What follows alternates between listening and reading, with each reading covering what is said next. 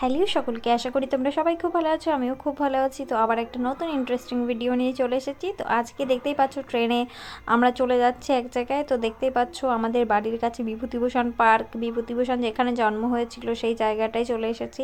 তো ওই পার্কের পাশ দিয়ে একটা ব্রিজ আছে, ঝুলন্ত ব্রিজ, তারপরেই একটা গ্রাম পড়ে। তো ব্রিজের ওই পাশটা পুরো আমার কোনো আইডিয়াই ছিল না এই পাশে এত বড় একটা গ্রাম আছে। তো সেখানেই দিদিদের বাড়ি ছিল। তো এটা হচ্ছে দেখতেই পেলে ভিডিওতে বারিশ। তো আমার খুবই প্রিয় একজন। তো ওর থ্রুতেই কাজটা পাওয়া, ওর মাসির মেয়েটা। তো যথাযথ টাইমে তো ব্রাইডকে কখনোই বসানো যায় না। তো পরে একটা হেয়ারের কাজ এসেছিলো, তার জন্য দিদিকে একটু তাড়াহুড়ো করে বসতে বলেছিলাম। তো হঠাৎ করে যখন দিদির গায়ে হলুদ হচ্ছিলো, আমরা গিয়ে দেখলাম গায়ে হলুদ হচ্ছে। তো তখন আমার মেসেজ আসলো যে দিদি আমি হেয়ারের কাজটা করতে হবে না, আমাদের যেখানে যাওয়ার কথা ছিল সেটা ক্যান্সেল হয়ে গেছে।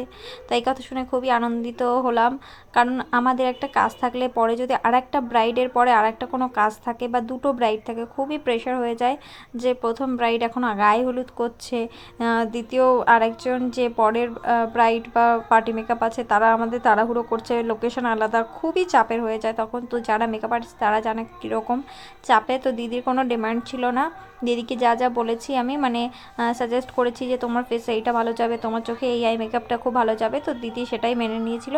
আর দেখো দিদি হচ্ছে এয়ার হোস্টেস লাইনে কাজ করে। তো দিদি খুবই ভালো মানে মেকআপ করে, ফেসটা এত ভালো আর এত ভালো কাজ করে, মজা পেয়েছি। দিদি খুবই ভালো, মানে খুব নম্র ভদ্র, খুব সুন্দর কথাবার্তা। তো আর তারপরে একটা বড় কথা হচ্ছে মানে দিদির বড় এয়ার হোস্টেস লাইনেই কিছু একটা কাজ করে। তো দুজনের খুবই মানে কি বলবো, প্রেম করে বিয়েটা হচ্ছে। তো খুব সুন্দর একটা কেমিস্ট্রি।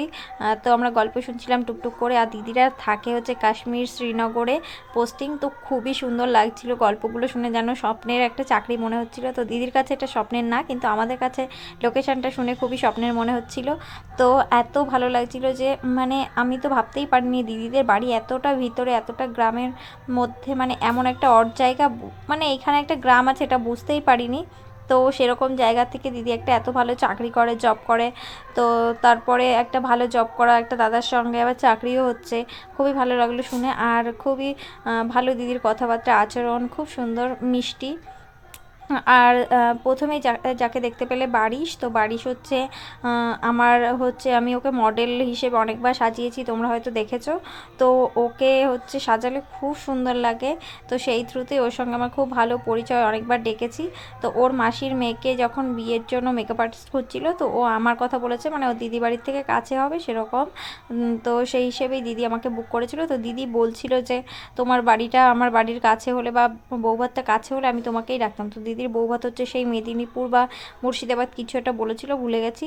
তো দিদির ডিমান্ড ছিল যে আমার এই প্রথম ব্রাইড যে নাকি বিয়ের দিন লিপস্টিক নিউড পরতে চেয়েছে, নিউড না পুরো, বলেছে যে লিপস্টিক নিউড আর রেড মিক্স করে পরাতে। তো দেখো কেমন কি সাজালাম, তোমরা অবশ্যই দেখতে পাচ্ছ যে পুরো ফুল লুকটা কমপ্লিট হতে চলেছে। তো দিদির গয়নাগুলোও খুব সুন্দর ছিল। আর মান্তাসাটা ছিল একদম খুব সুন্দর, মান্তাসাটা দিদির বর দিয়েছিল, দিদিকে গিফট করেছিল। তো ফাইনাল লুক নিয়ে চলে এসেছি। তো দিদির মুখ থেকেই শুনে নাও যে কেমন হয়েছে লুকটা। অবশ্যই তোমাদের কমেন্ট করেও জানাবে যে কেমন লাগলো লুকটা। আর দিদির ফুল লুকটা নিয়ে দিদি কেমন স্যাটিসফাইড সবাই শুনে নাও। কেমন লাগলো দিদি আজকের লুকটা? খুব ভালো লেগেছে, খুব সুন্দর। আমার গলার অবস্থা খুব খারাপ। Thank you. তারপর খেয়ে দিয়ে বাড়ি চলে এসেছি। তো টাটা, কেমন লাগলো ভিডিওটা সব অবশ্যই কমেন্ট করে জানাবে।